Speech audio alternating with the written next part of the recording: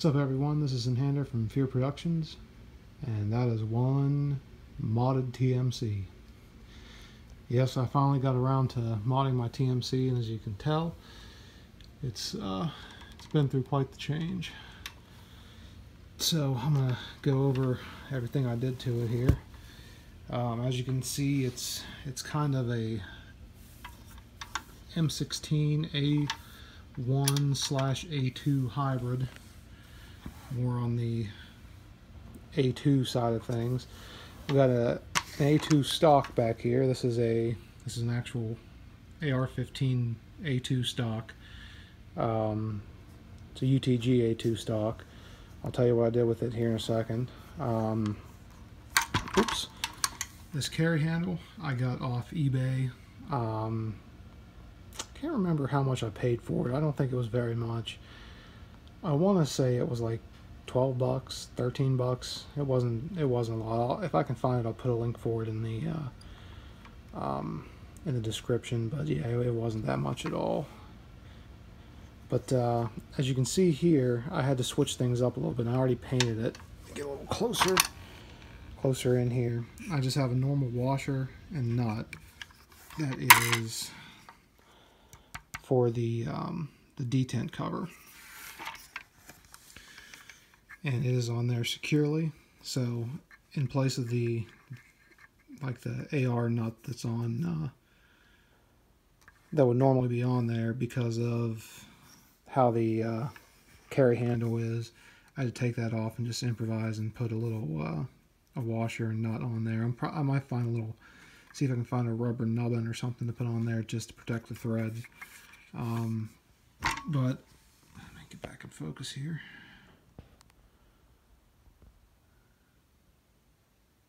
There we go. Sorry about that. So one of the big points of focus here was the barrel. So I'm going to go ahead and remove the barrel and get a couple other parts here, and I'll be right back and show you what I did. Alright, so I got the barrel off here. I want to show you guys what I did and take this part aside here. So typically you would have, and I did this in two sections, but you would have this little extension, of course, coming out right here. Okay, so I took it all, I split the receivers and I cut them off to the threads. So you can see the threads literally start right there. I haven't got a chance to paint this over yet, but threads start right there. I did sand it, grind it down with my Dremel so it's nice and smooth, but yeah, the threads start right there. Let's set that guy aside there. Didn't really see a use for these, especially if you're going to use the delta ring setup like I have on the barrel. If you want to make it look right, you're going to have to hack that part of the receiver off. Took about 5 minutes and a little bit of patience, and that came right off. So let's throw that aside and I'll show you what I did with the barrel here. Now the barrel I'm using is a flask barrel. Excellent barrel system. Two-piece barrel. I'll take it apart here, or I'll take the handguard off here in a second. This is an actual Colt handguard, triangle handguard. The A2 sight block up here is, I believe it's a wrap 4. Now I had two of these. One of these, a buddy of mine from Mission Masters sent me that was already pre-drilled, or not pre-drilled, but pre-sanded on the inside, and it fit right over my barrel perfectly. I bought another one brand new off eBay for $7.99. It was a wrap 4 one that I didn't really test. I probably should have before I done this video, but I'm assuming I would have had to do a little minor sanding on it to get it to fit over the barrel, but it said it was 7/8 in diameter, which is what these barrels are. So in theory it should have slid right over just like this one did, and it is held in place by a set screw right here. Moving to the back here, this is an AR-15 delta ring, but the barrel nut is a modified barrel nut. Now this setup I got from Trinity Paintball. It's their standard M4 barrel. The kit that I got I think at the time it was on sale, it was only $5.99. I think it's up to like $10.99 now. But I got the delta ring, the barrel nut, and the standard circular, like tubular M4 handguards that came with the circular end cap. Now I do have a modified triangular handguard end cap here that that I got from my buddy who gave me the A2 sight block that fits the 7/8 inch paintball barrels. So, and as you can see in here, when I pop it open here, I put a modified like fake gas tube in there. I'm not sure how well that's going to hold in there, to be honest with you. I don't think it's going to hold very well, but it's in there for right now, and it kind of looks, you know, looks a little bit realistic. But like I said, this is a real Colt handguard, but I did have to make a very small modification to it here. I'm going to put the camera down for just a second, and I'm going to pop these handguards off and show you what I did. They come off just like a normal AR-15 handguard. You slide the delta ring down, and the handguards come right off here. So here's the handguards. Here's the inside. You see the heat shield. Get back into focus here. Now, the modification that I had to do, as you can see, I marked where I thought that I was going to have to modify on these, but that turned out to be the incorrect place where I was going to have to mod. Where I had to mod, I had to Dremel out. There's a little notch. I'm sorry it keeps going out of focus. Let me see if I can. There we go. There was a little notch, as you can see, where I just had to Dremel it away, just so it was an even flush slot. Had to do that in both sections of the handguard, and once I did that, I was able to get it to fit into the inside of the delta ring here. And as you can see, this is the Trinity. Oh my goodness, I'm sorry, I don't know why it's not wanting to stay into focus. The lighting in here is not very good. Anyway, it allowed it to fit that notch right there that goes all the way around.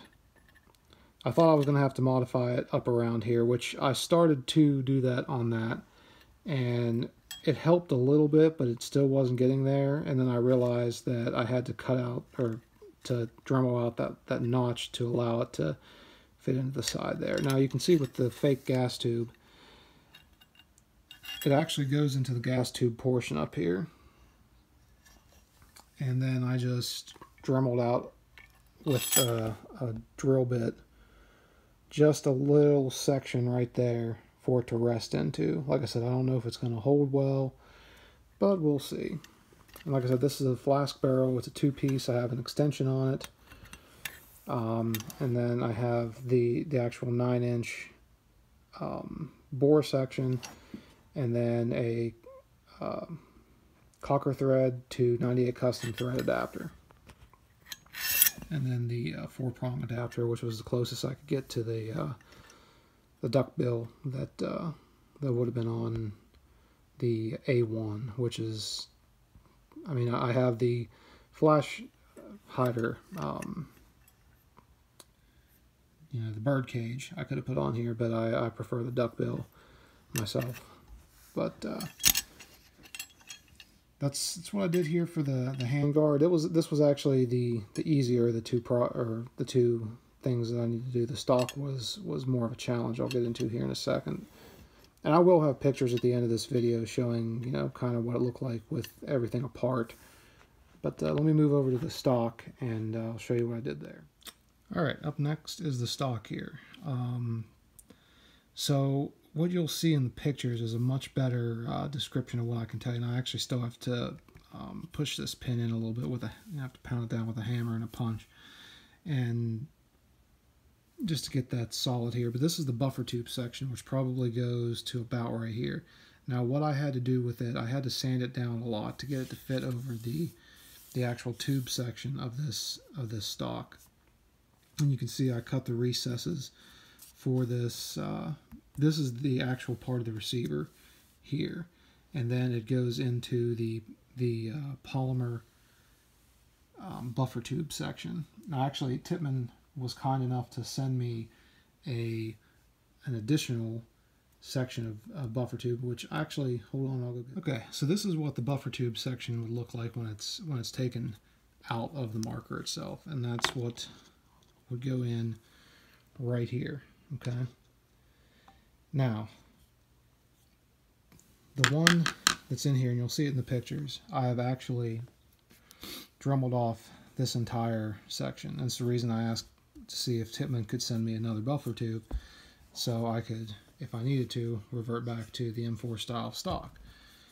Now, that poses another problem still. Problem being that you need to, originally I thought I could take this out of the gun and the gun would function. The marker, I'm sorry. That was incorrect. This has to be in the marker to function, okay? So that blew my plans out for that. That was another reason why I contacted Tippmann to see if they could send me another one of these, and the guys at Tippmann are awesome. Sent it to me, no problems. So thank you, Tippmann, for sending me one of these. Now, the other problem I ran into, this is not a standard diameter buffer tube. It may seem like it is, it may measure out like it is, but it is not a standard diameter buffer tube. So I had to take actual sandpaper down, and it still wasn't enough. So I actually ended up having to take a hammer to this, a rubber mallet to this, and pound it down to get it to get into the, man, why is it not wanting to focus? There. To get it to go over this buffer tube. So as it sits, this guy isn't coming off her, which is why I left this little gap right here. This is when I take the marker apart, and the marker can be taken apart in its current state. So when I take this apart here, if I ever wanted to switch out back to the M4 setup, I take the marker apart, I can either rubber mallet this off or pop this pin out right here. And what you would have to do is probably, I've seen other guys do this easily, but in my case, I couldn't do it easily. I would probably have to get a dowel rod around this size, put it down here, and use the dowel rod to pop this buffer tube out, and then put this buffer tube in, put the pin back in, and go from there and run the M4 setup. So we'll see. I mean, I'll probably switch it out maybe once or twice next year, or next season, if I feel so inclined. But I'm more of a traditionalist. I like my old school setups. But that's really on the other modifications I did. You'll see in the pictures, where did the other little piece go? Huh? It must have fell off the couch here. Anyway, there is another around, let's see, you'll see in the pictures. It's about right here, and it's actually part of the receiver. I had to save myself a lot of time and effort and having to get the right bits and spending some money, I went ahead and just grinded it off, cut and grinded it off the buffer tube portion of the receiver here. Won't really affect anything when I switch over to the M4 setup. I wish I had it here. I don't know where it went. Thought I brought it out here, but I guess I didn't. But anyway, that is my M16 A1/A2 type TMC. I do notice that I need to put a very thin O-ring on my barrel, because literally, I don't know if I can do this with one hand here. I'll put you guys down, my barrel on.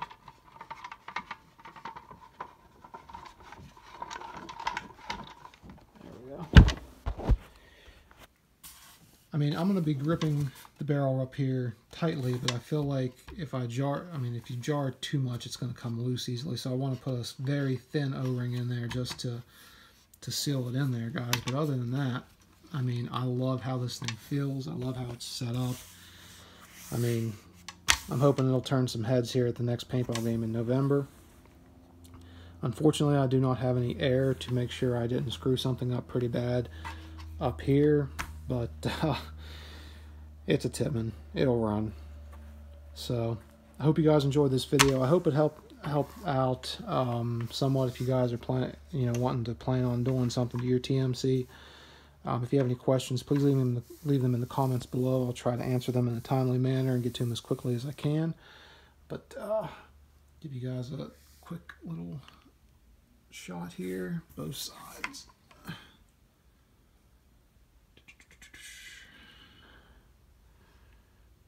There's Betty. Say hi, Betty. Yeah, she doesn't like to talk very much. She's shy. But yeah, thank you guys for watching. If you have any questions, comments, please leave them below.